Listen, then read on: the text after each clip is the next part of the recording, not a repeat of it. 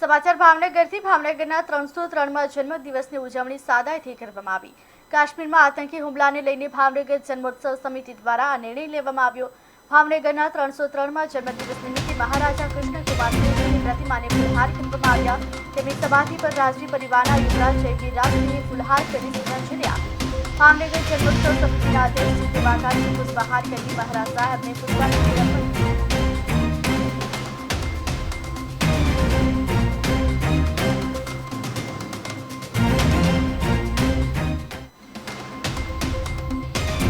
એક નાગરિકને ભાવનગર સ્થાપના દિવસ નિમિત્તે હાર્દિક શુભેચ્છા પાઠવવા માંગુ છું અને સાથે સાથે એટલું જ કહેવા માંગુ છું કે જેટલું ગૌરવશાળી આપણો ભાવનગરનો ઇતિહાસ છે અને પ્રજાવત્સલ પ્રાતસ્મરણીય અને એક નામદાર મહારાજા કૃષ્ણકુમારસિંહજીનું જે સપનું હતું અને એમના શબ્દો કે મારી પ્રજાનું કલ્યાણ, આજે અમે બધા મારા સાથી નગરજનો સાથે રહીને એકતાથી ભાવનગરનો વિકાસ કરશું।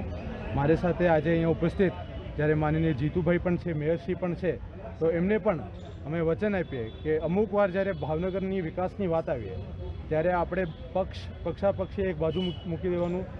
કોઈ પણ ધર્મ, કોઈ પણ જ્ઞાતિ એનું મહત્ત્વ નથી, આપ એક ભાવનગરી છો એ જ મહત્ત્વનું છે। તો સાથે રહીને ભાવનગરને આગળ લઈ જશું, એક પોઝિટિવ દિશામાં વિકાસ આપશું। આજે ભાવેણું એ જન્મ લીધો હતો।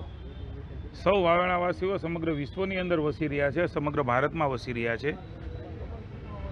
એના માટે આપણા સૌ માટે આજે ગૌરવનો દિવસ છે, કારણ કે એવા સ્ટેટમાં આપણે જન્મ લીધો। આજે પણ એમનું દિશાદર્શન, એમની દીર્ઘદ્રષ્ટિ એ આપણને પ્રવર્તમાન જે શાસકો છે એની નીતિઓમાં પણ જોવા મળે છે।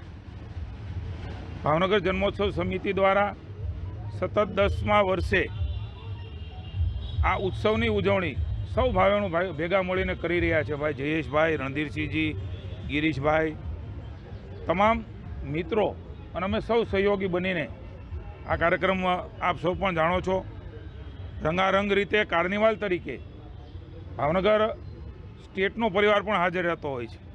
પણ કમનસીબ ઘટના એ હમણાં જ પહેલગામમાં ઘટી છે। ભાવેણાના પિતા પુત્ર યતીશભાઈ અને સ્મિત, એક કુમળો યુવાન એ નથી રહ્યા, અનેક લોકો નથી રહ્યા।